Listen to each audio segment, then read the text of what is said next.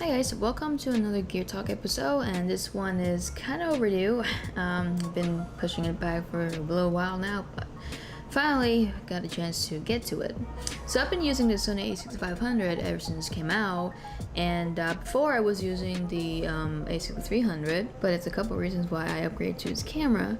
So here's a little review of the a6500 from my point of view as a hobbyist. First of all, let's talk about portability. When I'm traveling, I try to keep my gear as light as possible. The last thing I want when I'm already lugging a carry-on and a backpack is to carry a heavy camera kit on my hand. My belief is there's no need to carry 50 pounds worth of gear when I'm on vacation and holiday because I'm supposed to be relaxing, right? This is, however, subjective. You may be traveling solely to make videos, or you are just making videos because you're traveling and you want to capture the memories. The a6500 including battery is just about 1 pound, and here is my iPhone 7 Plus for scale. As you can see, it's even a little smaller than the width of the phone. It has a nicer grip too compared to the a6300. Feels more firm and secure when I hold on to it, which is one of the reasons why it's not the lightest mirrorless camera on the market. Like, for someone like me, it feels almost like an arm workout after holding it with the 16-70 for a while. But overall, due to its nature of being a mirrorless, generally smaller body, smaller lenses, the whole package is certainly going to be more compact compared to a DSLR. As much as I would like to get to full frame, I don't think I'll be using one for video anytime soon because first of all, it wouldn't really make sense for my budget, and at the moment a crop can do essentially everything that I want for a video, and most of all I just love the compact size I can get with crop sensor cameras. Plus, I can use both FE and E mount lenses on the Sony a6500 because it's a crop camera. Also, today mirrorless cameras keep getting bigger and bigger, even though the reason they were born in the first place because DSLRs became too bulky. So I'm probably going to stick to APS-C cameras for a while, especially when this camera already has some of the features seen in the Sony a7 series and even the FS line. Now, here are the reasons why I think the Sony a6500 is almost a perfect camera for travel filmmaking for hobbyists such as myself. First, the Sony a6500 has a 24.2 megapixel APS-C CMOS sensor, which has a 1.5 crop factor, not too big and not too small like Micro Four Thirds. With the crop sensor, essentially you're getting a little bit more reach because a larger number means a closer view of the scene. For example, 16mm on this camera looks like a 24mm on the full frame equivalent, so this may be helpful when you're shooting wildlife. But in return, you also have to factor in that 1.5 times for the aperture, so f1.8 on the a6500 looks more like a f2.7, although the same amount of light is being let in. So if you're looking to get the most shallow depth of field look, then you may want to consider full frame instead. But since we're talking about video, and to me the emphasis on video is movements rather than details, which is the focus in photography, that blurry background isn't the only thing that is going to make your footage cinematic. Things like composition, lighting, yeah, that's what we need, lighting, color, angle, and music are just a few things that will help me tell a better story in my video.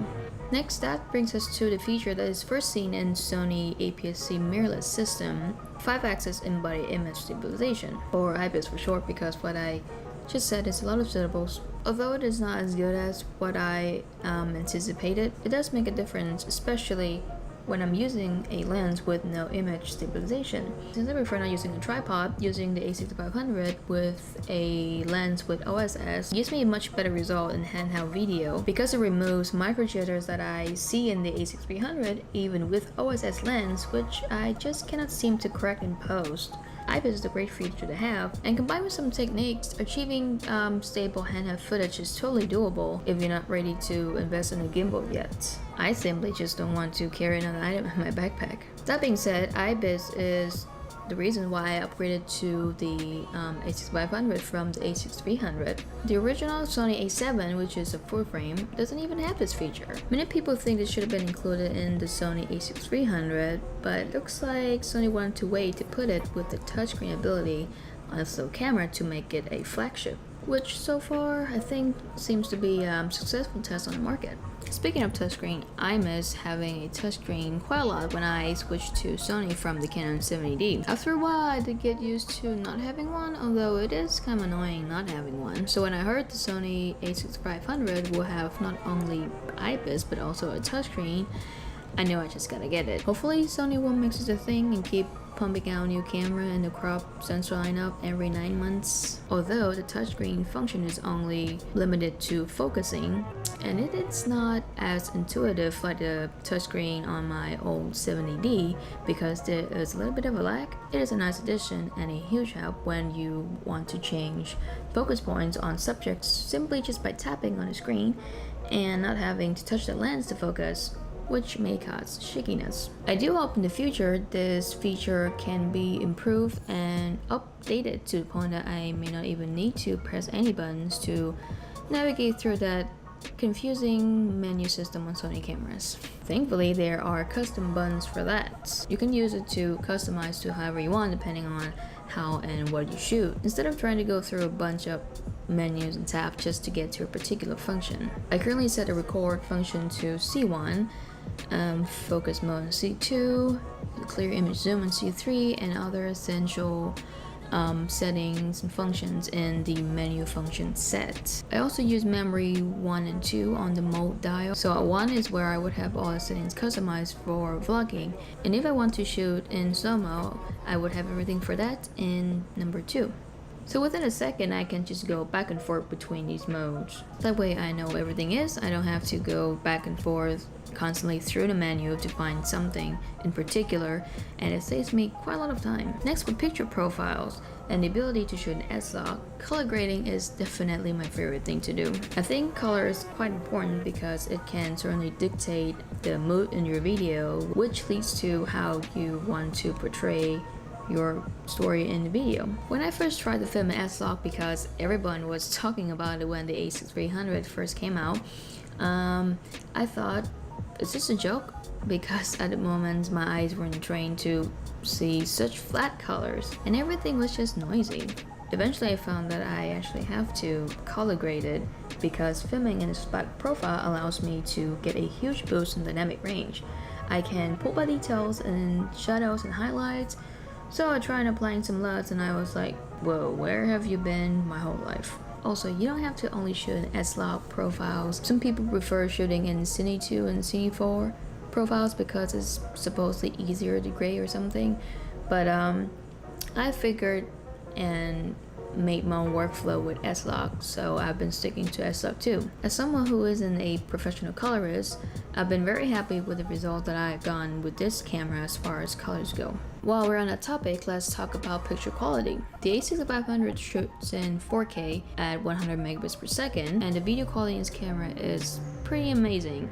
It is sharp and clean, and I can see so much details in my video compared to the 1080p quality that I was shooting in before. Since it's actually downscaled from 6K, some may say that the 4K on this thing is actually better than the 4K quality coming from the a7S Mark II.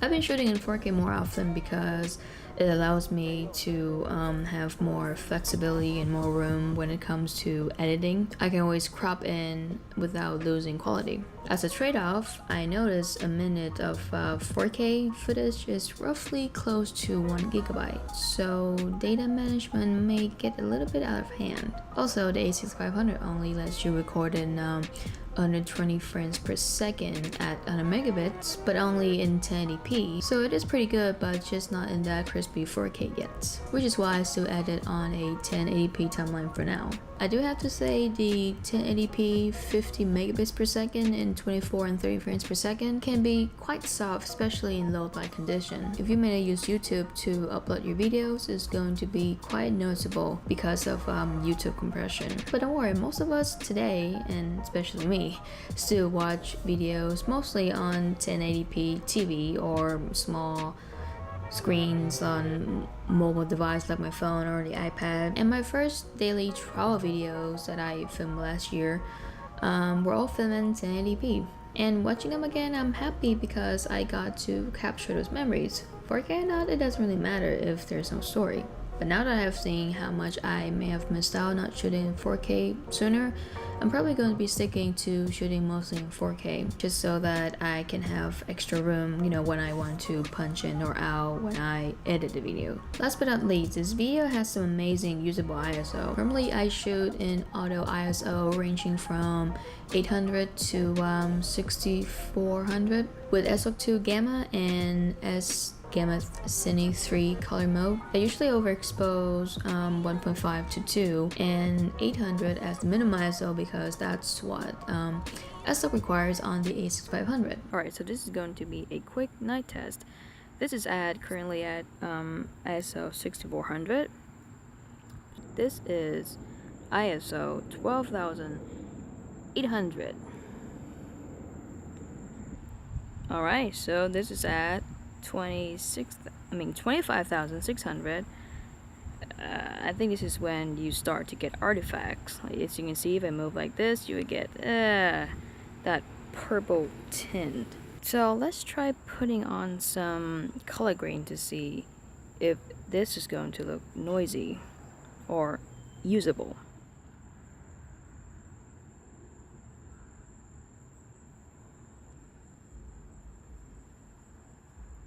I loved my Canon 70D. It was an amazing camera to take photos with. A lot of my favorite photos that I ever took are from it. But as I transitioned into doing more video, it just didn't have the things that I would wanted that I saw in the a6300, and usable high ISO was one of them. Not that I needed a camera to, you know, film in the dark all the time, but as you can see, the footage looks pretty clean. So if you're looking to film a lot in low light, the Sony a6500 can bring out your inner proof. Now there are a few disadvantages that I see this camera compared to the Canon 80D or the GH4. For example, if you are looking to invest in a good video camera for beginner travel filmmaking within this price range. First and foremost, there's obviously no flip out or articulated LCD screen, although it is tiltable. Tiltable, is that a word? When you're vlogging, there's no way for you to check the composition or the focus until you review the footage after. The autofocus with face tracking system on this camera is pretty accurate, so I actually haven't had to worry about me being out of focus when I'm vlogging. That being said, not having a flip out screen hasn't really been a problem for me. And once again, it depends on the style of shooting. My focus when I'm making travel video is to show what my eyes are seeing. But I would not be opposed to Sony putting a flip up or articulated screen in the next a6000 series camera at all. To be honest, if Sony does that, I cannot even imagine how many people would switch from Panasonic or even Canon. The second thing about this camera is, since everything is in such a small package, the battery is also tiny. And that means you should expect to carry at least a few extra batteries with you or an external battery pack while you're on the go. You can also use a battery grip, but to me that kind of defeats the purpose of mirrorless being a compact camera. However, more weight does add to better stabilization. Anyway, there are several ways to help with this battery life issue. What I do is I always kind of turn down the LCD brightness to as low as possible. I don't turn the camera on and off between shots. I also set the camera to airplane mode most of the time to block out all Wi-Fi activities. And I also set the camera to automatically turn off after like a minute or whichever is the lowest settings to save battery. Now, to be safe, I have always had 3 to 4 extra batteries in my backpack whenever I'm out shooting, and so far it's enough for a whole day worth of filming. The next thing about this camera that I wish to see as an update on is that 2.2 crops when you're filming in 120 frames per second in 1080p, and also 30 frames per second when you're filming in 4K. It is definitely not a deal breaker for me because I always shoot in 24 frames per second anyway, so 4K won't be a problem. And usually when I film something in slow motion, I prefer it to be an intimate shot where the subject almost filled up the frame. But in some situation, I understand when, let's say, you are shooting with a prime lens and everything is kind of fixed at a certain distance then that crop is going to be noticeable. If you don't need to shoot in 5 times slow-mo, then you might want to consider the 60 frames per second in 1080p, but it is only 50 megabits per second, which is kind of low, but it has no crop. Or alternatively, if you train your hands to be very steady, you can just shoot in 4K 24 frames per second and just move really slow to fake a slow-mo or a sliding shot. Finally, if you shoot a lot of movements or fast actions, well, you may not like the rolling shutter in this camera so much. This is seen heavily in 4K. To be honest, unless you move crazy like this the entire time when you're filming, it is not as bad as many people make it to be. It is noticeable, but not a disaster. This is also not a deal breaker for me because I don't do a whole lot of swift movements or fast actions in my video, whether I'm vlogging or behind the camera. Lastly, if you're wondering if the a6500 overheats, in my experience with both a6300 and a6500, I have not encountered this problem even once, and I've been filming these Gear Talk episodes on 4K, and my last trail video was shot, I would say 90% in 4K under the sun in the middle of the day. I think I can confirm that this is good. Now, it would have been nice if this camera was also fully weather sealed and not just dust and moisture resistant, since we're talking about traveling and making videos here. But anyway, somehow if you are encountering this overheating problem in the a6500, I know there's a particular function that you can go in and just change the temperature to high or something, and basically what it will do is it will keep recording even if you get that warning symbol, and it just won't automatically stop recording like the a6300.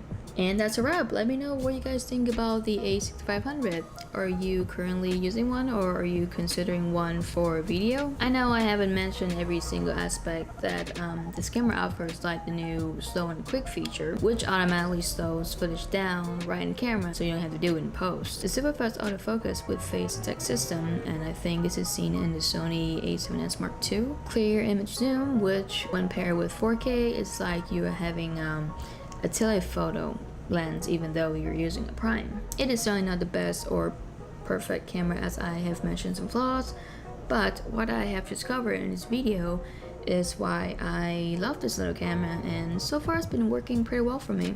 So overall, despite some limitation, I think this is a great beginning camera for filmmaking if you don't mind the price tag, and its form factor makes it travel friendly.